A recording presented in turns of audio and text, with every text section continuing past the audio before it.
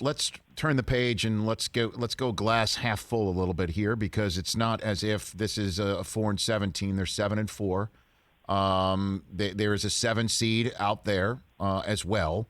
The only teams that could maybe displace them in this game of musical chairs are the 5-5 Bears or a trio of 4-6 teams. So it's not like they're in danger of missing the playoffs, even if they do lose this coming week against Kansas City. You have the GOAT. Again, Brady, I think those throws that Arians was pointing out that didn't connect with Fournette came from just quickly getting it out, because the offensive line is banged up and potentially he's a little concerned about his protection. But he's still making some great throws. I mean, he found Evans on this, from the opposite hash last night to a sideline. He's making the throws. I don't think it's his arm. And then you do have an incredible, Bucs still do have an incredible amount of talent.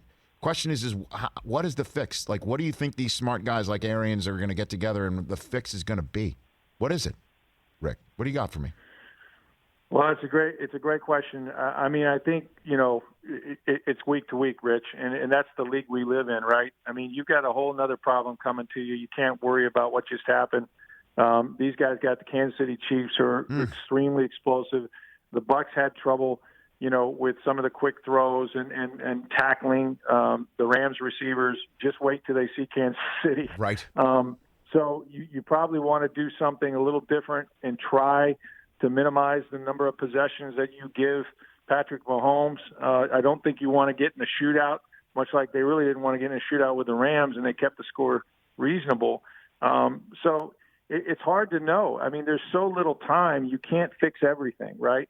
You've got to hope you get Ali Marpet back. You got to hope that, A.Q. Shipley, who had a stinger, can play. I mean, they got issues of just trying to figure out who's going to go. And then it's a matter of, executing. And one thing I know about Tom Brady in the short time I've been around him, he's not very pleasant to be around.